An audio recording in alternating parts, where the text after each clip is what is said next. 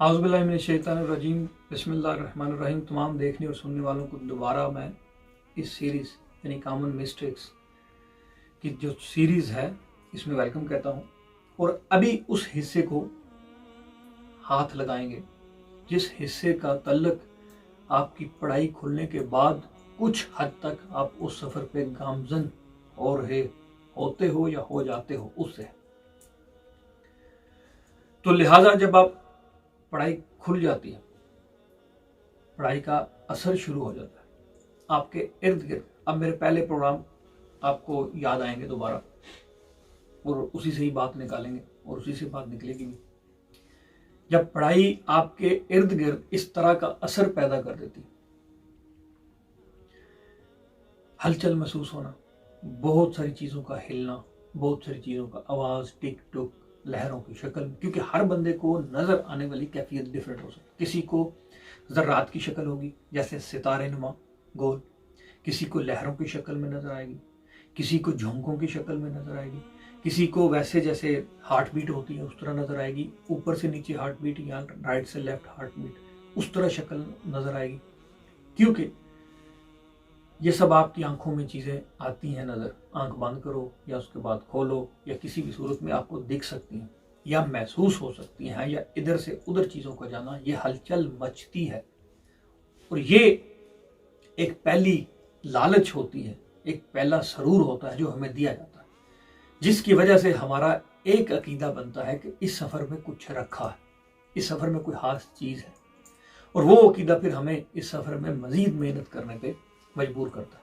लेकिन होता यह है कुछ अरसे बाद, इस अरसे का तल्लक 21 दिन भी हो सकता है, 28 दिन भी हो सकता है, 40 दिन भी हो सकता है, या 2 महीने भी हो सकता है, 3 महीने भी हो सकता है, या जाके 1 साल भी हो सकता है।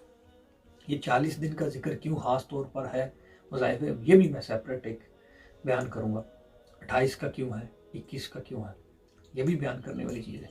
लेकिन यहाँ मैं अपने मौजू को मद्देनज़र रखते हुए आगे बढ़ूँगा कि होता यह है कि इस सफ़र में एक हद तक जाने के बाद पढ़ाई स्लो हो जाती है। एक तो इसका प्रोसीजर ही ऐसे है कि वो लाज़िम मलज़ूम है स्लो होना,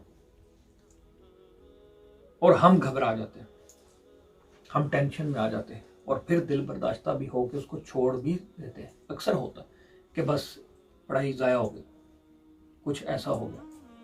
ये क्यों ऐसा होता है, इसकी गलतियां भी कुछ होती हैं, लेकिन एक ऐसी चीज़ जो वहमो गुमान आपके अंदर जो बना हुआ इसको तोड़ेगी।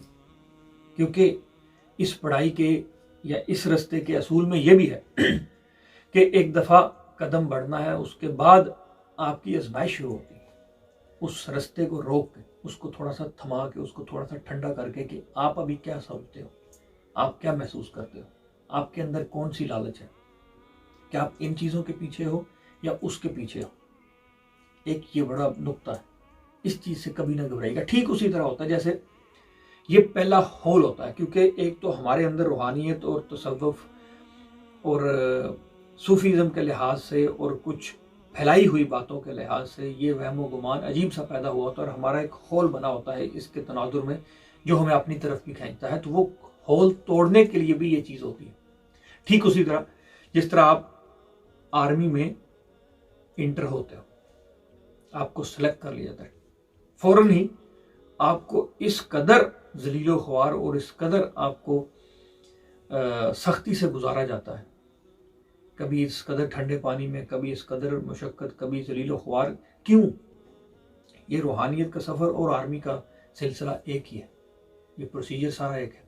तो लिहाजा आपका वो होल तोड़ने के लिए जो आपके ऊपर बना होता है रूहानियत के लिहाज से, वो तोड़ने के लिए ये बहुत ज़रूरी अमल होता है कि एक दफ़ा सारा कुछ जिम्मे गफ़ीर बना के और एकदम ही 0.01% पे ले आना। जैसे आर्मी में एक दफ़ा पूरा उसको टार्चर किया जाता है, बंदे के उस वक्त कंट्रोल में नहीं होता, वरना बंदा फ़ौरन भाग जाए। लेकिन जब उस प्रोसीजर से बंदा गुजर जाता है तो अपने अंदर अजीब सी कैफियत पाता है, अजीब सा एक वो उनका हिस्सा हो जाता है। फिर वो टार्चर जो सह गया वो उनका हिस्सा हो गया। इसी तरह ये भी एक अजीब सा टार्चर, क्योंकि इसमें मार कुटाई वाला तो चक्कर है नहीं, एक उसी लज्जत को वक्ती तौर रोक के, वक्ती तौर थमा के, वक्ती तौर थोड़ा सा हटा के आजमाइश भी की जाती है, क्योंकि ये स्टार्टिंग में सबसे पहली आजमाइश होती है। क्योंकि आपका जो होल है वो टूटे, आप घबराहट का शिकार हो, आप पूछो, फिर आपको पता चले, आप समझो, आपका अकीदा चेंज हो, आपका बिलीफ चेंज हो, आपको समझ आए। तो इसलिए ये लाजमी होता है। ठीक उसी तरह जैसे मैंने आर्मी का जिक्र किया, आर्मी में वो जुर्रत, वो ताकत, वो हौसला, वो बुलंदी जो दुश्मन से आंखों में आंखें डाल के सीना बसीना लड़ जाने की, इन सब पाबंदियों के बाद ही मिलती है। ये टार्चर होना, ये असूलों पे पाबंद होना, अपने से ऊपर वाले के सामने यस कहना, या वो सर तस्लीम हम करके अपने होल को तोड़ना, तब जाके ये हौसले, ये जुर्रत और ये ताकत मिलती है। ठीक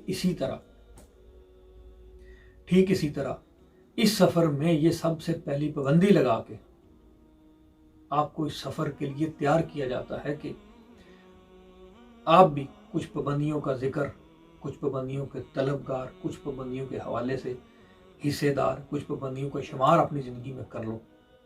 क्योंकि वो आर्मी वाला किसी ओहदे, किसी मर्तबे, किसी जुर्रत, किसी महारत का हकदार तब बनता है जब वो इतनी पाबंदियों से गुजरता है। ठीक उसी तरह इस सफ़र में भी जब आप पाबंदियों से गुजरते हो, आप रुकावटों से गुजर के अपने अकीदे को मजबूत रखते हो, इतनी मार कुटाई, इतनी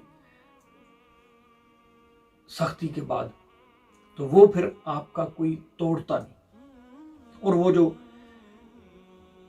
रुक रुक के, ठहर ठहर के, पाबंदियों को इस्तेमाल कर करके, अपने ऊपर उनको लागू करके आप भी उस जुर्रत और महारत के हिस्सेदार हो जाते हो जो कि आपके लिए है। पर मसला ये होता है जब हमारा होल टूटता है, जब हमारा होल टूटता है और हम उस होल के नज़रिए में अगर कमज़ोर ज़र्फ रखते हैं, तो उस पहले इम्तिहान में अजीब कश्मकश का शिकार होकर, दिल बर्दाश्ता होकर नेगेटिव पॉइंट में घुस जाते हैं, डिफरेंट सूरत हाल में घुस जाते हैं। अगर हम थोड़े से आला ज़र्फ हों और हमें टीच सही तरह किया जाए और बताने वाला ठीक हो, तो वो से समझाता है गलती कि ये पार्ट एंड पार्सल है, ये हर एक के साथ होता है। तो लिहाजा ये सबसे पहली चीज़ होती है जो कि इम्तिहान की सूरत ज़्यादा है और गलती की सूरत कम। अभी नेक्स्ट प्रोग्राम में आपके सामने उस गलती का जिक्र करूँगा, इस गलती की वजह से ये चीज़ हो सकती है। Thank you very much. आज के प्रोग्राम से आपको खुदा हाफिज़ कहूँगा। इंशाल्लाह दोबारा लौटूंगा नेक्स्ट प्रोग्राम में। Thank you.